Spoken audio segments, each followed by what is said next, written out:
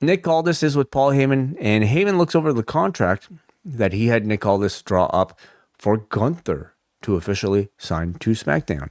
So Aldis, of course, is there to reprimand Gunther for what he did to Cody last week, while also at the same time saying, but by the way, I'm very happy to have you on the show.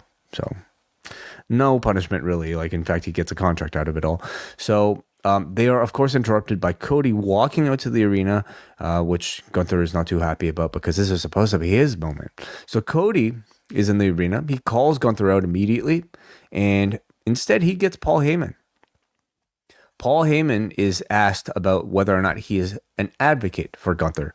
Heyman lets us know that he owes Gunther a favor. He is not his advocate, but this is the favor that he owes Gunther. So, I mean, this seems to settle that, Neil. Like, is this the big reveal of like what this sort of secret maybe favor is from Gunther, and does it further deter audiences from feeling like Gunther and Brock will happen as the actual favor? I think that remains to be seen. I mean, it's certainly positioned as, yeah, hey, this is the favor, and it does feel like a big one. You know, getting trying to secure him a title match with Cody for the WWE Championship. Okay, I thought the favor was like getting signed to SmackDown, but I guess that's really no. I think that's part of the. I mean, the contract is for the match, isn't it? So I suppose it's all tied into. So I want a title match, and I want to move to SmackDown. Okay.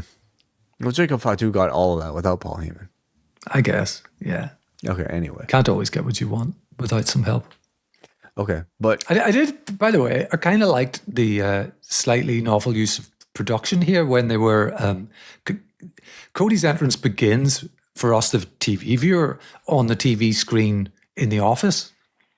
Mm-hmm. And then they cut to Cody walking out, and then they cut back to the office and these guys watching it and Gunther's annoyance. And I just thought that was kind of not unique or groundbreaking, but an interesting little wrinkle of production, that something that they don't normally do.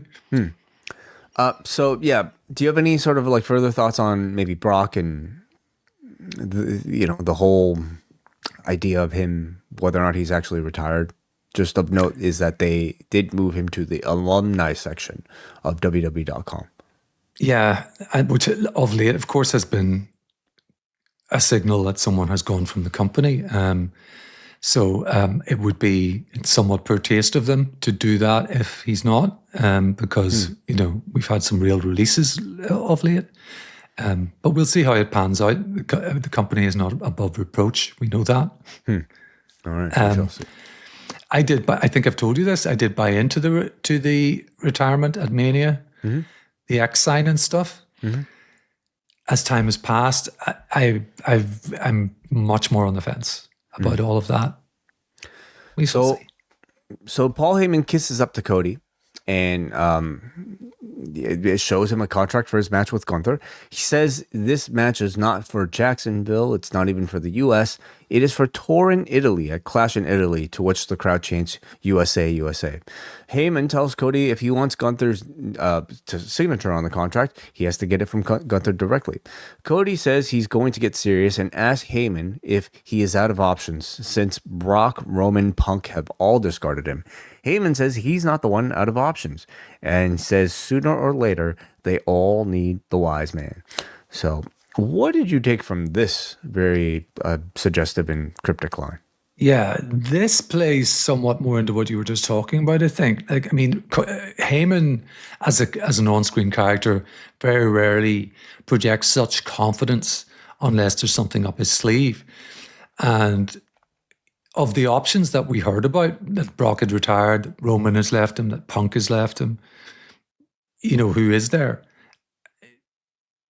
Roman seems to be doing his own thing. I really can't see Punk. So, could a Brock return be on the cards?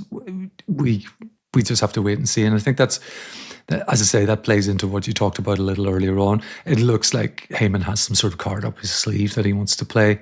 And we shall see.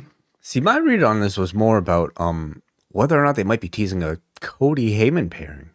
You know, with Cody saying that, like, Heyman no longer has Brock, no longer has Roman, no longer has Punk, but Heyman instead saying, well, eventually everybody will need me.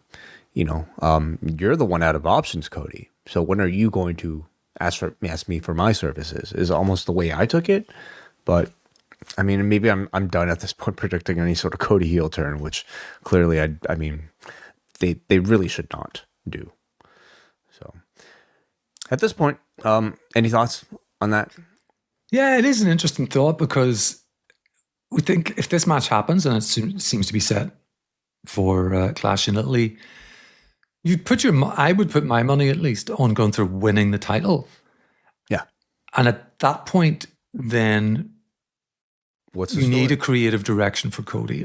So, yeah, maybe that is where Heyman comes in. Well, of course, Cody still is warring with TKO, although, I mean, not mentioned much since WrestleMania has ended, but that is still supposed to be a lingering, at this point, years-long storyline that I have to feel that they still feel confident in being able to pay off, despite not much mention of that at all right now. Yeah, but don't forget TKO are 3-0 or 0-3. Sorry, they're trying to sabotage Cody. So maybe they're just licking their wounds at the moment as they look at their quarter one results. All right, so this is when Gunther tries to choke Cody out from behind again, but this time Cody thwarts him multiple times, and then he eventually grabs the microphone, saying, "You think I sweat you, G?" Calls him G. G, which I love. Okay, so G here. I mean, you know, look at the way he's dressed. He looks like more of a G at this point. GQ says that you want the high ground, come and get it. I'm easy to find on SmackDown, but hard to beat. So this is a big setup for our match, presumably the main event at Clash in Italy, which is how far away are we from that show? End of May 31st. So 1, 2, 3, 3 weeks, like very close. 1, 2, 3 weeks. Yeah, 3 weeks away. If the Post Wrestling Cafe were to undergo a drug test in the month of May, we would be testing positive because we are overloaded with content. We are going to be reviewing Hulk Hogan, Real American, all 4 episodes this month. Plus, we will go inside the Manosphere with a review of the latest Louis Theroux documentary. We will also have coverage of the Ronda Rousey-Gina Carano fight, also taking place on Netflix. Rewind Away tackles WCW Super Brawl 2, and we cover NXT TakeOver Brooklyn from 2015. All that, plus all of the XL editions on a weekly basis, Collision Course, Daredevil Born Again, and so much more. It can all be yours at postwrestlingcafe.com. $8 gets you in the door.